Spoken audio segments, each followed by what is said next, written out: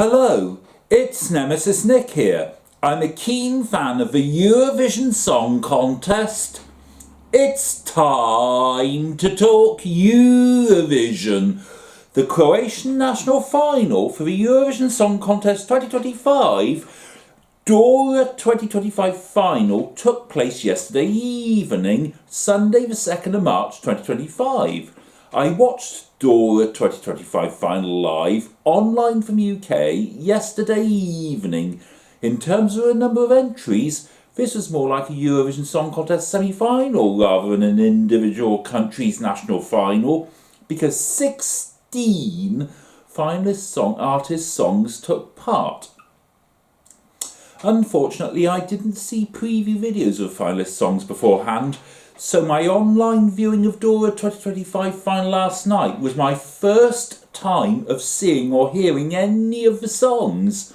Likewise, I hadn't seen any of the lyrics or read any background information about the songs beforehand, so I had difficulty identifying component parts of some of the songs last night and ranking the entries in My Eurovision Scoreboard whilst watching last night. Anyway, here are the notes I made about the 16 songs whilst watching Dora 2025 final last night. By the way, I can't speak Croatian, so please excuse me if I mispronounce any Croatian song titles or artist names. Song 1, EOT, Bye Bye Bye. It's difficult judging the first song, especially when one hasn't previewed any of the songs beforehand. I'm not sure what musical style this is meant to be, but this is certainly a very lively one. The lead singer sounded a bit screechy in the opening section. During last night's performance of this entry, there were some amazing patterns on the background screen, for example the jagged circle. Flashing lights were used at times and flame effects were used at times. Unsurprisingly, there were dancers, but I'm mystified as to why they were dressed in black. Song 2, Natalie, Dom si sreću. Now for something calmer, a ballad. The first verse is a bit quiet, but Natalie sang a chorus more powerfully. That said, I thought she got a bit screechy at one moment in the chorus. I liked the golden star patterns on the background screen and the dry ice effects. I was mystified as to the significance of a white tentacles effect on the background screen at the end. Altogether a reasonable ballad, and best of all it was sung in Croatian, but I don't think this would have had much success at Eurovision. Song 3, IVXN, Monopole. I had difficulty identifying the component parts of this song, especially as I didn't see a copy of the lyrics beforehand.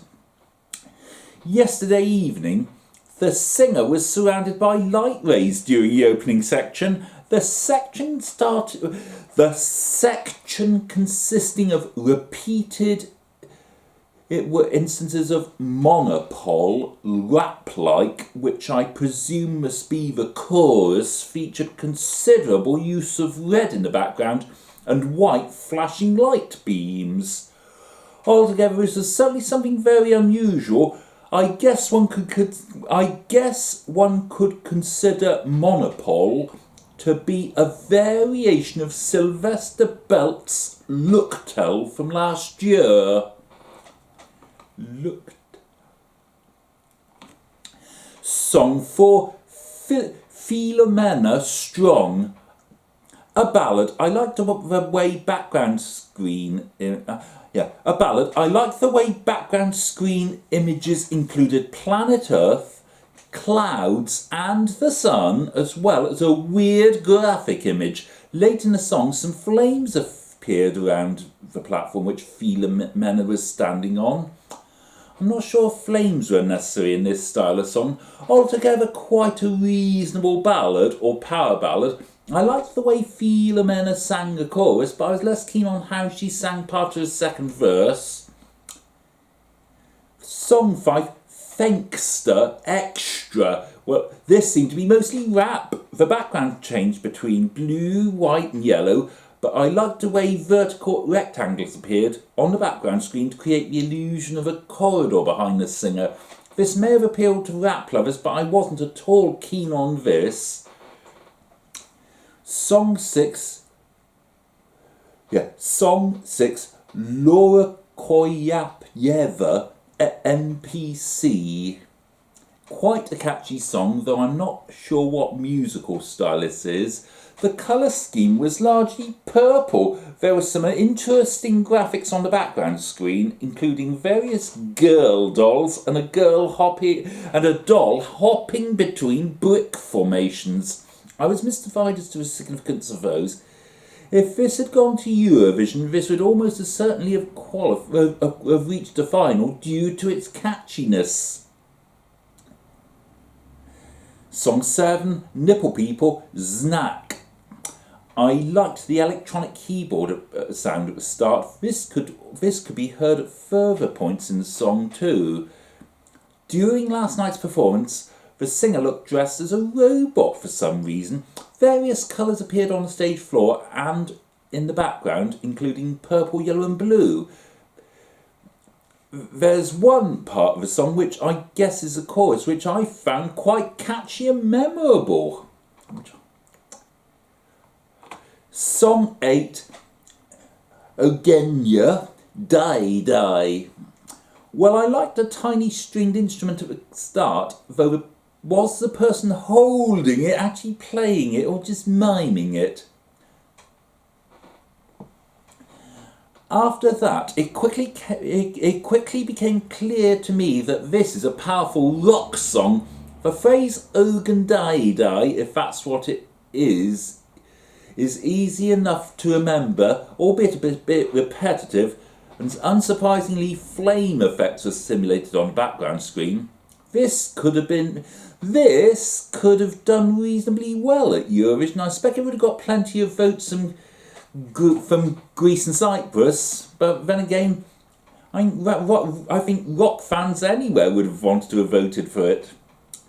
Song 9, Petar Brekliacic, Cry.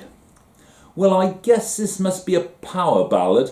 Petar performed some of this in a string box. Later in the song, he stepped out and performed on the stage.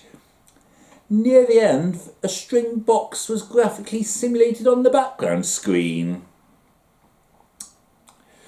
Song 10, Matt Shaft, Welcome to the Circus. This certainly has a lively, catchy chorus. I liked the inclusion of the violin and drums at times, though again it was unclear whether they were actually being played or just mimed last night.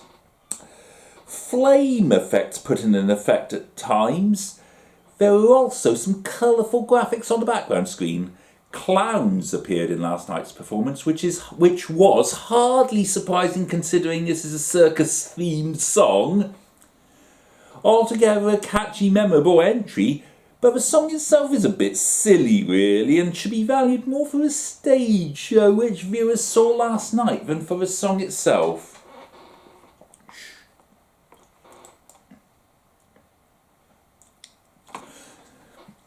Song 11, Marco Škuga, Šta da Boga molim ja.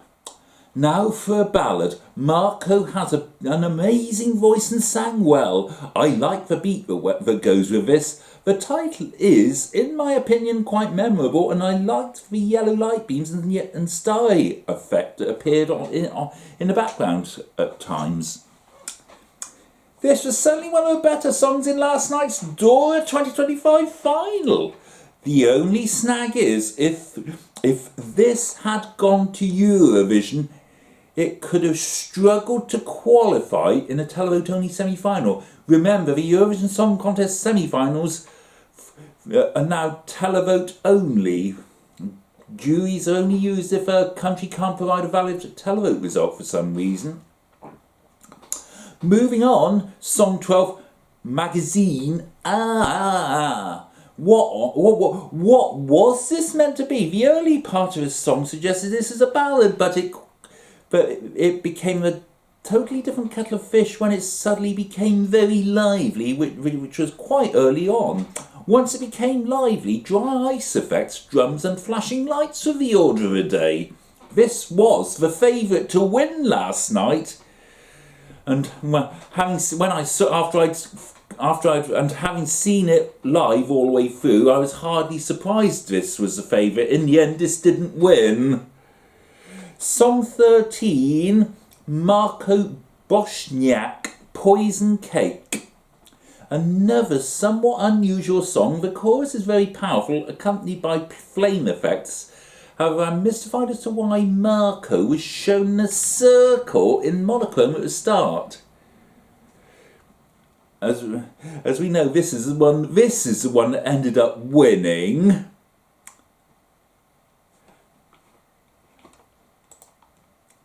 Okay, just another 3 to go. Song 14, Marco Tolja, Through the Dark, a ballad. Marco has a very good voice and sang well last night. I'm mystified as to why a monochrome effect was used for his performance, though. This masterpiece was one of the better songs last night, but if this had gone to Eurovision, this could have struggled to qualify in a televote-only semi-final. Song 15, Lelek, The Soul of My Soul. In the early part, I liked the way they had the spotlight on one singer at a time. Because if you remember, one singer sang a line and another singer sang a line and so on. On the first instance of the chorus, they were all singing simultaneously with good harmony. Altogether an unusual style of song, but who would have wanted to have voted for this and from where if this had gone to Eurovision? When we get anything unusual at Eurovision, people don't tend to want to vote for this, I've noticed. Remember what happened to Aya 2 years ago in the public vote. Song 60... Okay. Just a minute.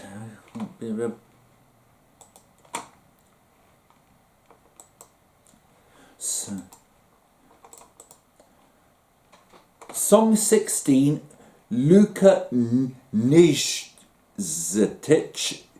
Zuzina. The final song already, mind you, most of the gaps between songs were very short last night. I liked the chorus, which is very catchy and has a good beat. Furthermore, I liked the background screen images which appeared during each instance of the chorus last night.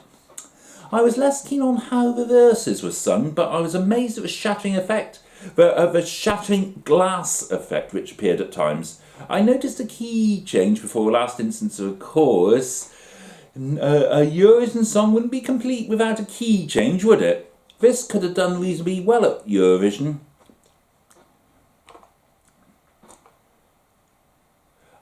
I tried ranking the entries in My Eurovision Scoreboard last night, but I had difficulty ranking some of the songs, especially as I hadn't previewed any of them, let alone seen any of their lyrics or done any background reading about them beforehand. It took me until after the second recap to finalise my ranking. Anyway, here is my ranking from 16th to 1st, based solely on last night's live performances in Dora 2025 final. Okay. Bottom of my ranking, 16th place. Yes, 16th, Thankster. 15th, Marco Boschniak. 14th, IVXN. 13th, Natalie. 12th, EOT. 11th, Eugenia. So that's my bottom 6. Moving up into my top 10. 10th, Nipple People. 9th, Laura Koyapieva. 8th, Magazine. 7th, Matt Shaft. 6th, Lelek. 5th, Petar Brekliacic. 4th, Luka Nijitic. Now my top 3. Third, Filomena. Second, Marco Toglia. And my number one, first place, top of my ranking, Marco Škuga.